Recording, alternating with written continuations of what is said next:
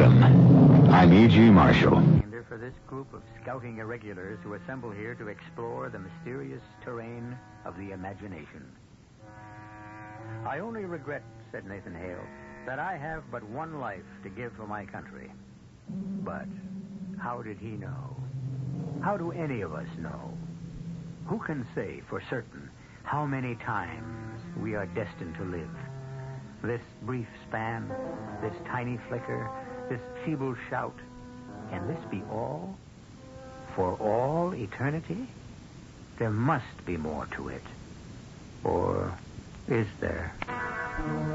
Our mystery drama, The Angels of Devil's Mountain, was written especially for the Mystery Theater by Sam Dan and stars Warren Stevens.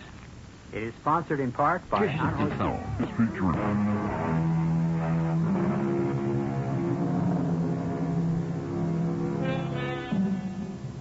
Donald K. Farlow drives through the summery Connecticut countryside. Donald K. Farlow, at 41, is scarcely 5 pounds heavier than he was 20 years ago, when he was named All-Ivy League running back. Of course, he has some silver in his hair, which is neither as thick nor as luxuriant as it used to be. His chin seems somewhat heavier, but all in all, time has been kind. At this moment, Donald seems to have a problem. He feels a nagging little pain in the region of his heart. Nothing serious or unbearable, but it persists. And when Donald sees the sign that says motel, he decides to do the sensible thing. Do you have a reservation, Mr... Farlow? No, I don't. Well, it doesn't matter. Put you up anyhow. These days, nobody's turning away business. How long you plan on staying with us? Well, I don't know. I just don't know. Miss... That's Mrs. Collins. My husband, Harry, that is, my late husband, Harry, bought this place, and May I ask you something, Mrs. Collins? Why are you staring at me? Am I staring? Well, I probably am. The reason I ask is... That's so obvious. Oh, that bad, huh? Well, the minute you walked in through the front door and approached the desk, I was all set to say, hi, how you doing? The way you greet someone you know. Oh, do I look like someone you know? Oh, yes, definitely. Who? Well, I don't know. And yet, your face is so familiar. Well, I've never been in this area before. Well, could you be someone I might have seen on the TV? Oh, no. I mean, you're not a star or somebody in a commercial or something like that? No, nothing like that. Or a celebrity? Hardly. I've seen you. I know I've seen you. Well, it'll come to me sooner or later. We'll put you in room 124. That's just around to your right. You... Thank you. Are you okay, Miss Farlow? Yes, I'm all right. You look as if something's bothering you. No, I'm fine. Just fine.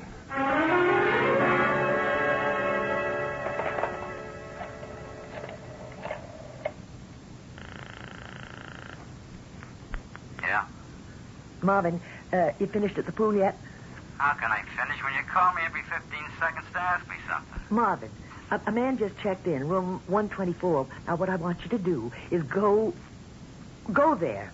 Why? Well, just make up an excuse. Say you want to make sure the air conditioning's okay. What for? Marvin, that man's killing me. What? I mean, I'm just dying. He reminded me of somebody, and I just can't place him. You know something? You got altogether too much curiosity to run a motel. Marvin, it'll just take you a second or two. Go to his room and see who he reminds you of. Daddy? You seen him? Yeah. Well? I tell you something, Daddy, that man is familiar. I mean, he's really familiar. Well, I know, but why? He's a spitting image of... Who? I don't know, but I've seen him. I know him from somewhere. Now, you see what I mean? Yeah, I know that guy. Well? He looks the same age as me. We might have been in the service together. Maybe he was somebody I knew in Korea. Then why should he look familiar to me? Oh, yeah. I see what you mean. But I'm positive the Army's got something to do with it. What do you mean, the Army? Well, I don't know. It's just that I look at the sky, and for some reason, I just think of the Army. Well, Maybe he's in the Army, and for some reason, his picture's been here in the paper. No, I never saw his picture in the paper, but... Hey, now that you say picture, I did see it someplace. You sure, Marvin? I'm not sure of nothing. All I know is the guy looks familiar, and I just can't place him. Well, take another good look. He's headed toward the desk now. Oh. Well, hello there, Mr. Farlow. Do you have a doctor nearby? Doctor? Oh, Mr. Farlow, something's wrong. I knew it. Well, it's, I don't think it's serious. Well, if you're sick, you come to the right place. We got Devil's Mount Memorial Hospital here with the finest hospital. What's the matter, Mr. Farlow? I think perhaps it might be wise for me to check in. It's your heart. It's your heart, isn't it? I can tell by that look on your face. Marvin, you bring that station wagon around to the front.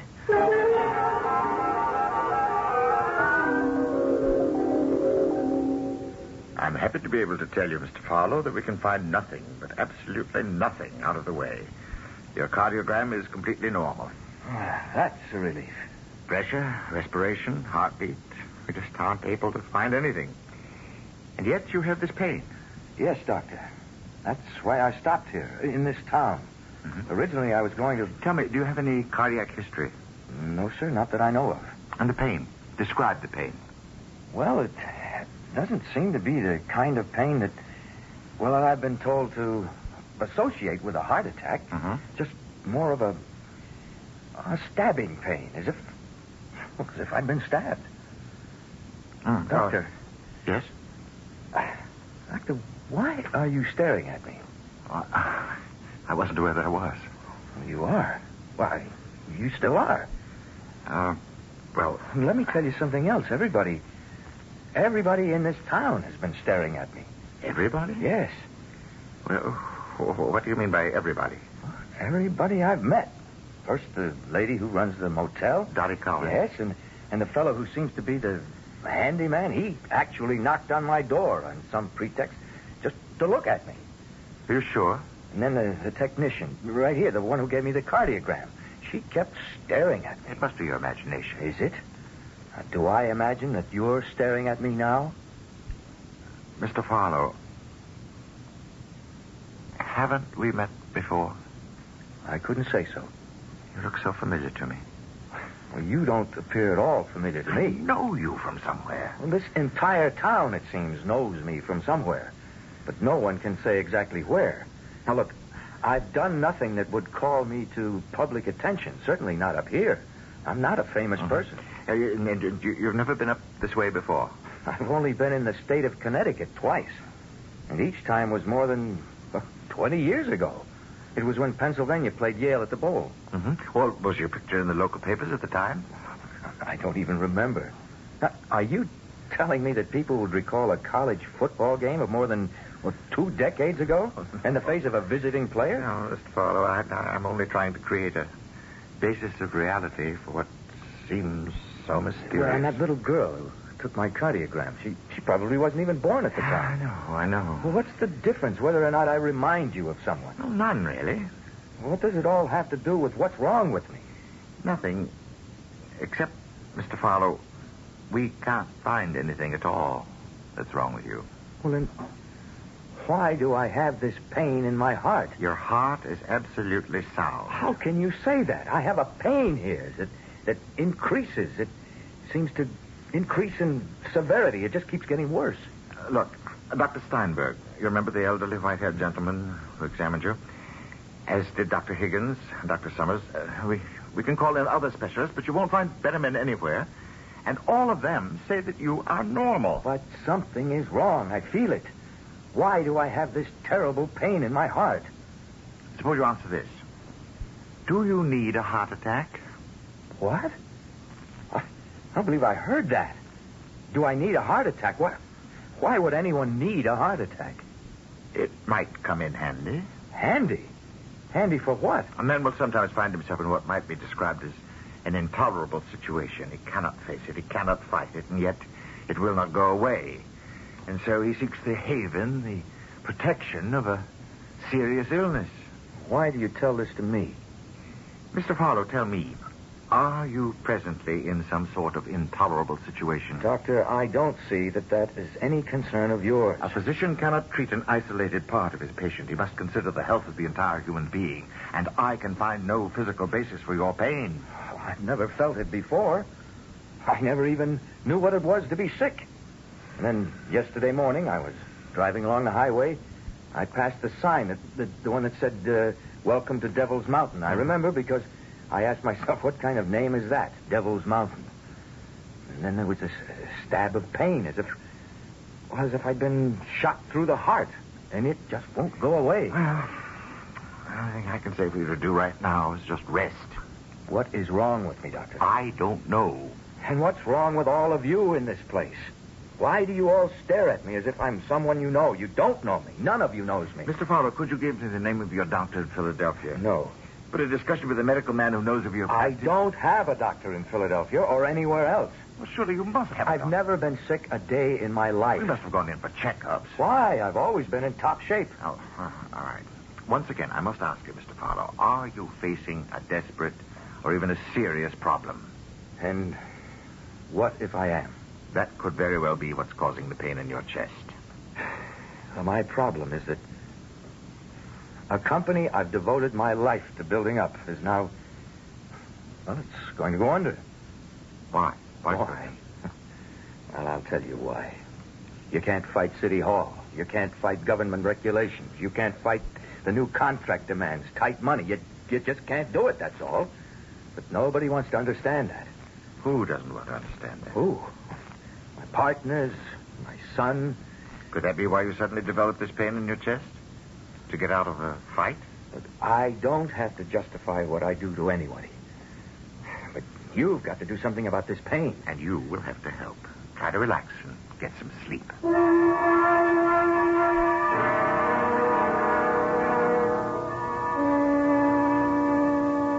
Hi there, Doc. Hi. Medical Society lunch is in the Yankee room. Yeah. Try the bean soup. I will. Oh, by the by, that fellow we brought over to the hospital yesterday, Yes? he looked familiar to you, too? Yes, he certainly did. I just can't place him. Yeah. Had me going all day and most of the night. But finally, I knew where I've seen him before. You did? Mm-hmm. You know what gave it away, finally? That pain in his chest. How could it? Think, Doc, think. Think of that pain. And then you'll know where you've seen him before. Mm-hmm. Come on, Doc. Just think.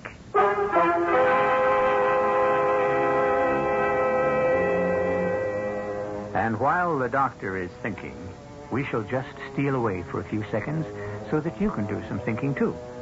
True, you don't have all the facts, but you do have enough to make an educated guess. Meanwhile, be inspired by the following words of wisdom, and before you know it, I shall return with Act 2. You see a face in the crowd.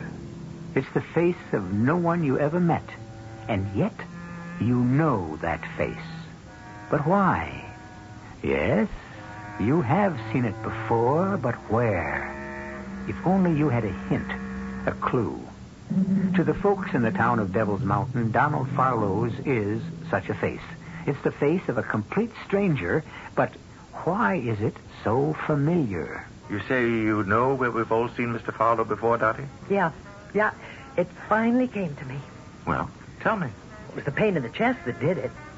Funny. All of us have been looking at that face for years. Where? I can't tell you. I'd have to show you. Let's go. That is, if you're curious enough to miss lunch. I'm curious enough to miss your special bean soup, so you better have the goods.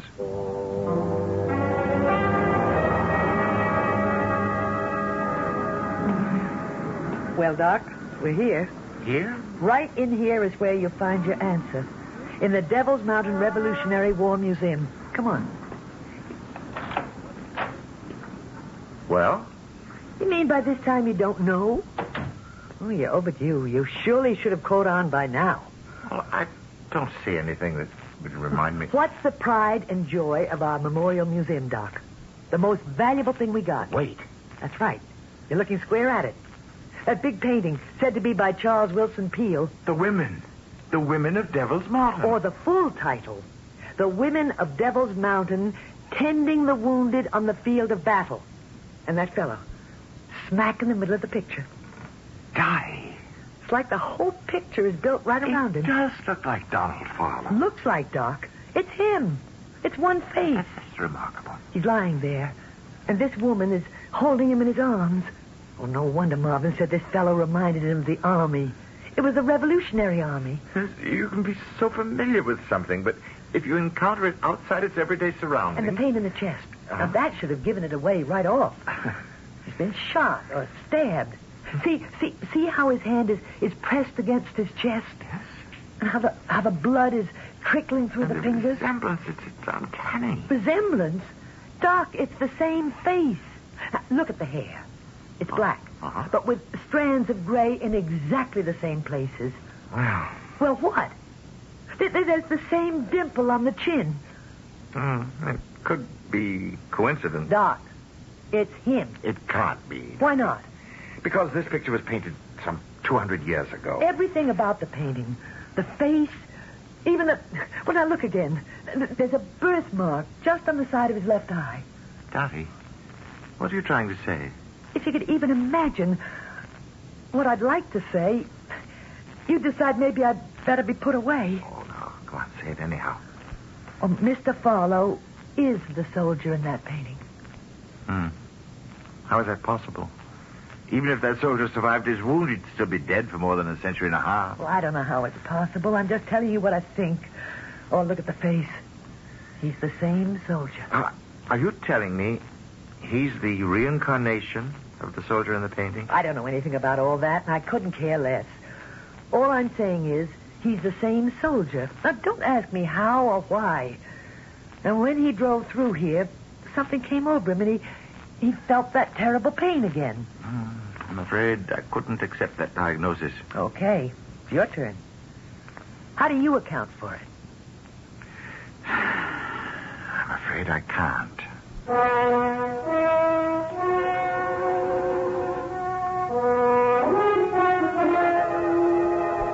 Hello there. Oh, it's Mrs... Dottie Collins. You remember me. I own the motel. Yes. You were very kind. Well, I thought I'd drop around to see how you feel. Well, I'm afraid I don't feel any better. Oh, I'm sorry to hear that. What did the doctor say? Well, the long and short of it seems to be that the pain is psychosomatic. Well, why should that be? Oh, I'm sorry. I didn't mean to pry. Oh, that's all right. No, it's not all right. I'm sure it's something highly personal. One thing we pride ourselves on around here, we respect the next fellow's privacy. And yet, I feel I can talk to you. I don't know why. I'm not the kind of man who talks to strangers about personal things. I don't usually talk to strangers at all. But somehow I feel that we're not strangers. But I know we've never met. Must be something about this place. I just can't explain it or understand it. Everybody thinks I look like somebody they know. I have this terrible pain that baffles the doctors. Well, no, it doesn't. They claim I've got it because I'm running away. What are you running away from? A fight. You don't look like that kind to me. Now, this is a fight I can't win. Why? Because I'm up against too much money, too much power. Besides, I don't have to fight. You see, I could sell out to this big company and take a job with them. That'd be the smartest thing I could do. Why? Well, my own future would be assured. I wouldn't have to worry about debts or loans. I could save the jobs of maybe 100 men in the long run. Besides, I wouldn't have to work so hard. Well, tell me what's wrong with all that. Well, nothing, really. Except that I could no longer call my soul my own. And that's why you've got this pain? Oh, there's a lot of medical jargon surrounding it, but I guess that's what it all boils down to. So how can you get rid of it? Well, the way I'm going, I'll never get rid of it because, well, I get used to it. After a while, I won't even notice it. So I intend to leave here this afternoon. Go home and sign the agreement. Of course, there could be another reason why it hurts. No. The doctors have just about ruled out everything that might... You remember everyone stared at you? As if we all thought we knew you? Yes, and I'd like to know why. Well, it's because we do know you. You what? Everyone in this town. We've known you all our lives. Are you sure you're not all crazy? Yes, I'm sure. All of us who were born here and went to school here. We met you for the very first time when we were little kids. I wish I knew what you were talking about. The hero of Devil's Mountain. Look, are you all right? Well, why do you ask? Why do I ask? Do you realize what you're saying? How could I be the hero of whatever it is? Well, I may sound a little bit crazy, but that's only because I'm saying... Okay, I admit it sounds strange, but I'm sane. I'm sound. Ask anyone in town about me. Now, just exactly what are you trying to tell me? Can you come with me? Can you leave here? Well, yes, but where are you going to... I want you to meet someone. Who? I want you to meet yourself.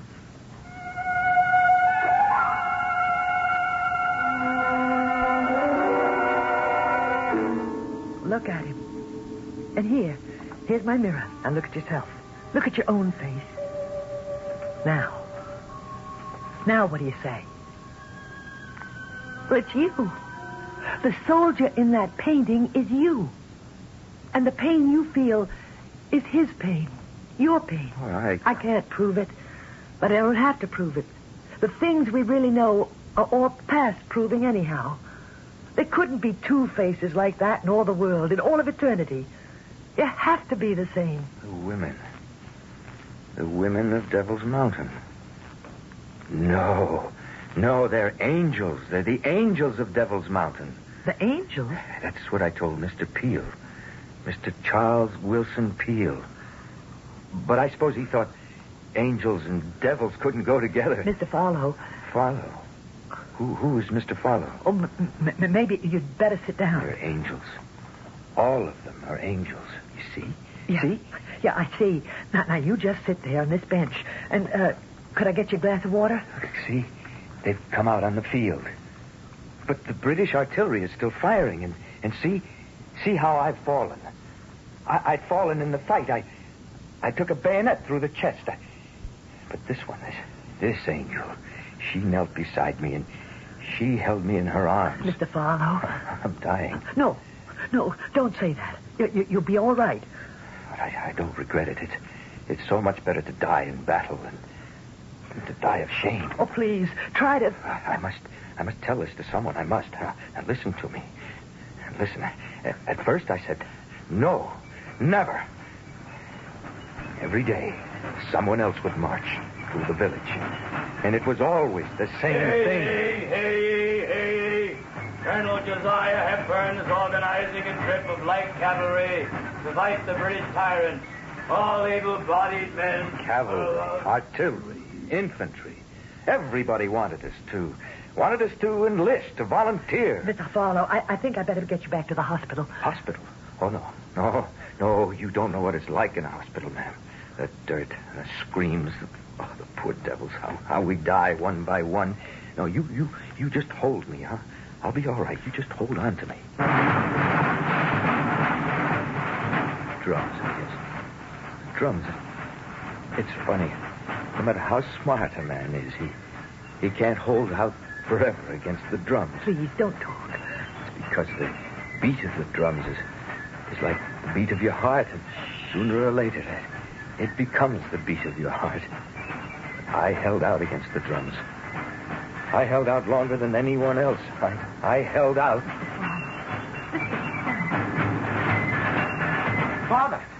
Father. Here I am, Jeb. I done it, Pa. I went and done it. I see the feather in your hat. I'm going to ride with Hepburn's cavalry. Oh, the British are right. He stuck a feather in his hat and called it macaroni. Now, Pa, You're 17 years old. I'm old enough to fight, sir. But you're too young to die. Now, who's been filling your head with such nonsense? It ain't nonsense, Pa. You're damn right it ain't. It's treason. I don't recognize the authority of the King of England. Well, now listen. Listen to this bunch of plowboys who are now going to ride their horses instead of following them. Pa, I know you don't hold with independence, but I wouldn't be so free with my mouth. No, Pa, I intend no disrespect. In other words, mouth. That would be smartest. It's just getting so that a man has got to choose. Choose betwixt what? Well, you know, Pa, if you're for the crown, better make plans to leave. If you're for independence, you better enlist. That's the choice? Yes, sir. You got to choose one or the other. What do you say? What do I say? I say that... Well, I say those words William Shakespeare said. I say the truest words ever spoken. A plague on both your houses.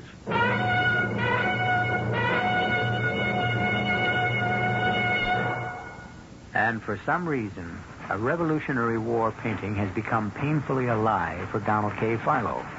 Suddenly, he is back there in those troubled and turbulent times.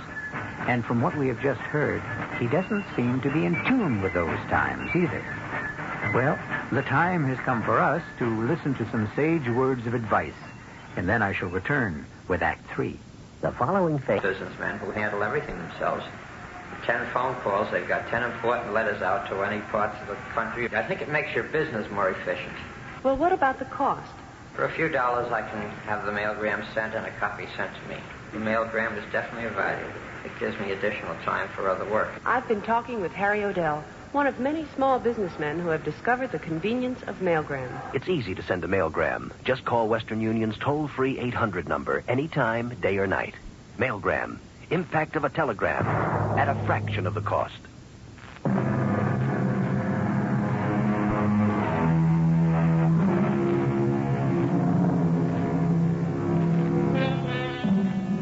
According to Mr. Henry David Thoreau, it is permissible for a man to march to the beat of his own drummer.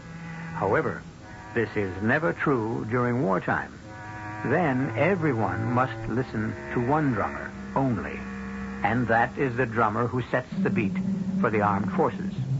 Mr. Donald K. Philo has suddenly found himself back in our revolutionary struggle and completely at odds with the popular opinion of the day. Well, Pa, maybe you don't have to enlist. Maybe you're too old. I'm not too old, Jeb. I'm only 40. What I'm trying to say is, Pa, nobody really has the right to expect you to join up. And so if I keep my mouth shut, maybe nobody will notice. Is that it? Well, yes, Pa. Well, I never kept my mouth shut in my whole life. I ain't going to start now either. Pa, you'd better do something. Are you threatening me, son? Has this revolutionary nonsense driven the Bible's teachings from your head? Honor thy father, remember? Pa, I'm only telling you the diplomatic thing to do. I'm too old to be a diplomat, Jeb. I'm riding off early in the morning with Hepburn's cavalry. Give me your blessing, sir. I can't. Huh? Oh, yes, I could hold my hands over your head and bless your mission. But it'd be a lie, because I don't believe in it. All right, Pa, I understand. I'll do the best I can without it.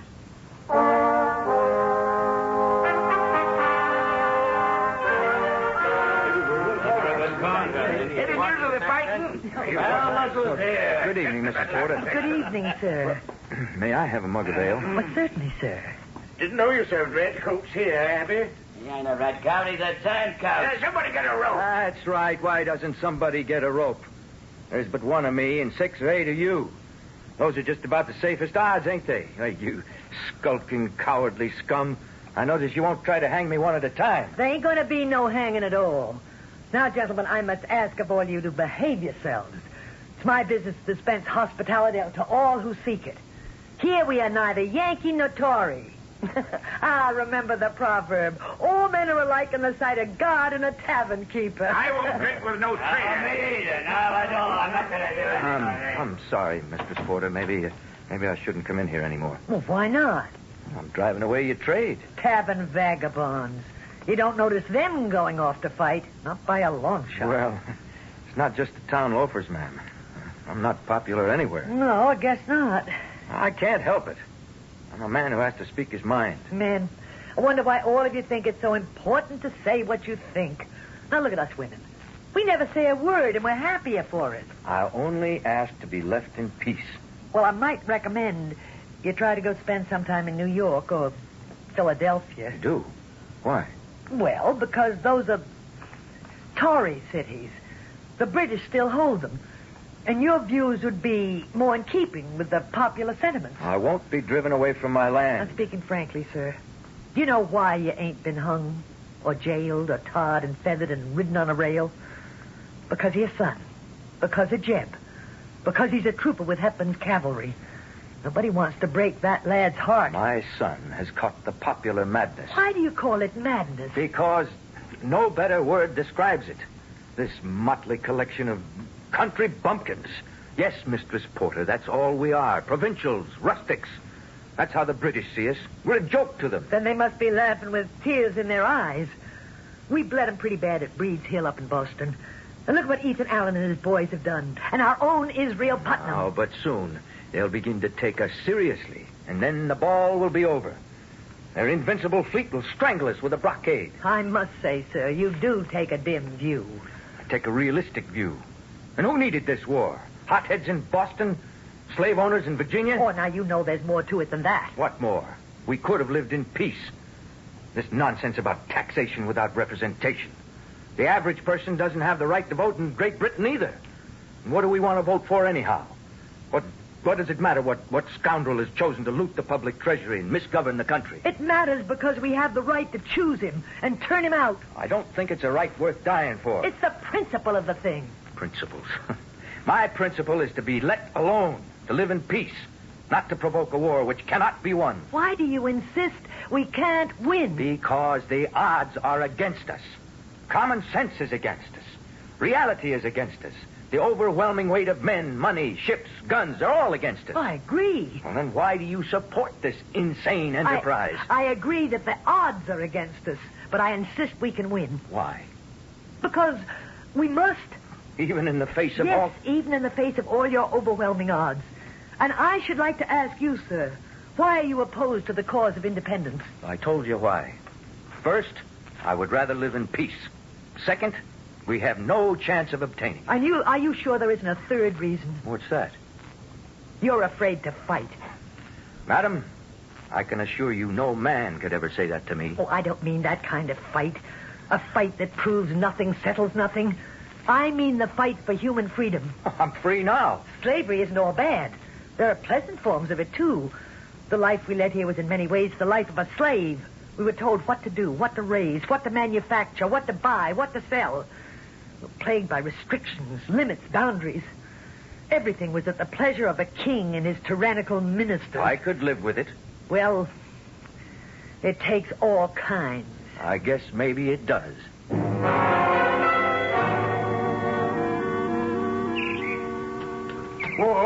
Whoa there. Good morning, Reverend. Morning. I see you're packed for a journey. That's so. Well, come in, rest a while. Have a bite. I can't. Have no time. See, the British are sending a raiding party all through the valley. Here? Our valley? Yeah. Do a little burning and killing. So most of the town's moving out, heading north to Boston. But why? Well, as they say, we're a hotbed of rebel sentiment here, and we're to be taught a lesson. I don't think you've got too much to worry about, though. Why? Why do you say that? Well, you're known as a supporter of the king. But I am not a supporter of the king. I don't support anyone in this madness. But even if that's so, you can't call what folk devoutly believe in madness. And you know how it is in time of war. You're not with us. You're against us. So, we are about to reap the whirlwind. Got to be moving on. As I say, I don't think you're in any danger. They'll sweep through here like savages. They'll carry off all the livestock. They'll loot and they'll burn the houses and barns. But not yours. Timmons, my neighbor by the creek, and Sanderson over at the edge of the woods. They're off with Jeb, fighting with Jeb, down south with Hepburn's cavalry. I suppose those are the fortunes of war. These men are my neighbors. I could never face them again. They return to find the labor of a lifetime destroyed, while everything that belongs to me still flourishes. I could never face my own son. It's too late now. They outnumber us, you know. They've always outnumbered us. Reverend, the village of Devil's Mountain will fight. We ain't got no soldiers. We never had soldiers. Who are we, anyhow? We're just farmers and shopkeepers, artisans and clerks. Now, who's our commander-in-chief? He's just a planter from Virginia. Reverend, the war is here.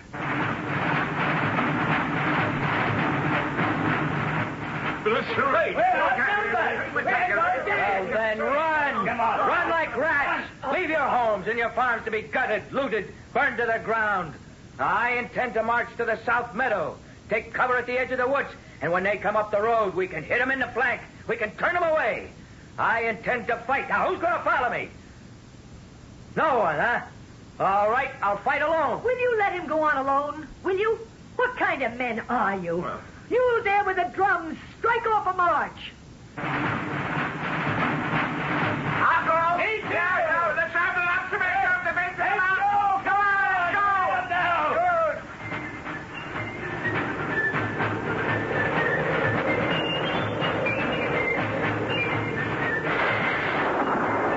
That's it, lads. Keep it up. We got him on the run. Keep it up.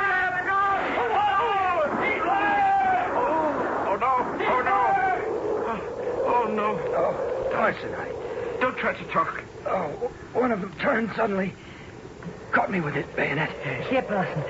Let me hold him. What are you ladies doing here? There are wounded men, Reverend. But the British may attack again. Reverend, don't let the men disperse. Form them up again. Right, I will. And see that they have enough ammunition. I'll try. Don't try to talk. You'll be all right. I'll try to stop the bleeding. Now, just lie still. Who are you? You know who I am. You must be an angel. Oh, it hurts, doesn't it? Oh, it's all right. You must be an angel. What's an angel doing on Devil's Mountain? I'm not afraid to die. You won't die. Better to die this way. The other way, I could have stayed home and I'd have died of shame. You won't die. You'll heal. See? The blood isn't flowing so quickly. You'll live to fight again. Yes. I'll live. I'll fight again. I'll never stop fighting for what belongs to me. I'll fight.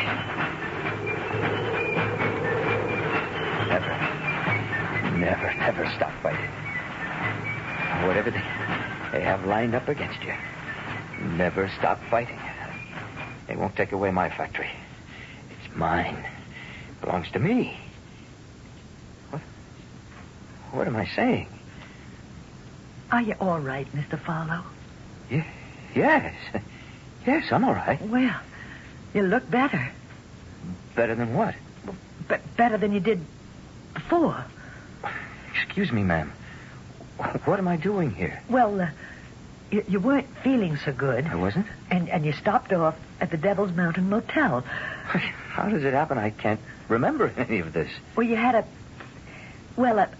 bad pain in your heart. I don't think I've ever had a bad pain in my life. The doctor would call it empathy, I think. Empathy? For whom? Well, that wounded soldier in the painting. Hey, you know, I do think there's a slight resemblance.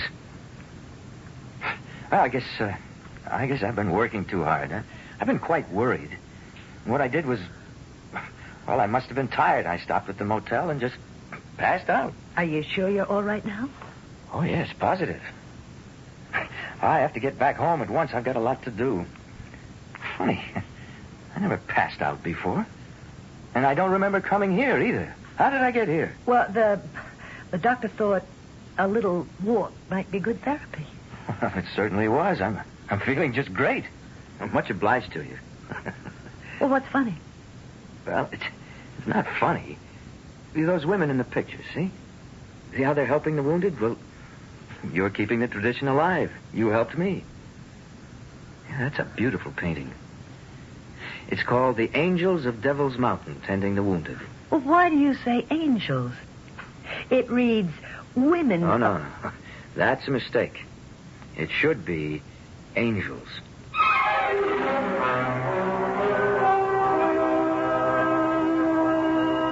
And he ought to know. Did he recover as the Revolutionary soldier and marry Mistress Porter? We don't know. We don't even know if he married Dottie. All we know is the tale we told you. You notice, both ladies were innkeepers. Or were they the same lady? Nothing should stop you from providing a romantic ending if you think you want one. And I shall be back in just a few moments.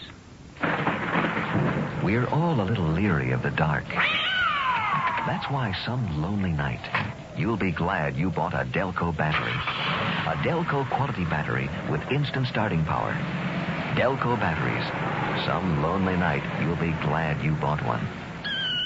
SET Automotive Warehouse carries the largest selection of auto parts in the New Jersey area.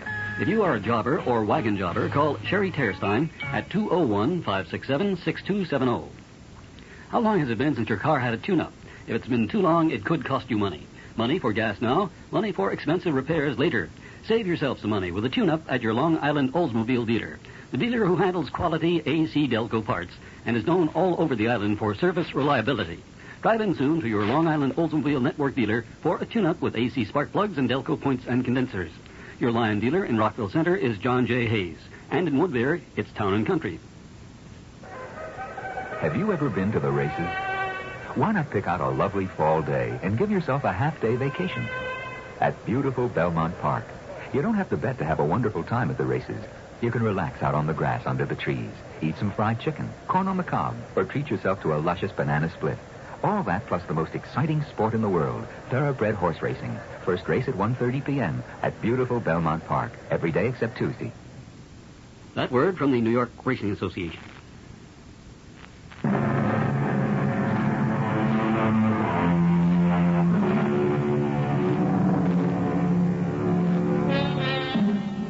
We're celebrating the bicentennial of our great country. And how wonderful it would be if, in addition to donning the clothes and shouting the slogans of our ancestors, we found the heart, the beating heart of their dedication, the soul and the spirit of their devotion. Well, we work a great deal with the spirit on this program, and we can infuse you with it 7 times each week. Our cast included Warren Stevens, Ann Seymour, James McCallion, and Barry Kroger. The entire production was under the direction of Himan Brown. Radio Mystery Theater was sponsored in part by Buick Motor Division and Anheuser-Busch Incorporated, brewers of Budweiser. This is E.G. Marshall inviting you to return to our Mystery Theater for another adventure in the macabre. Until next time, pleasant dreams.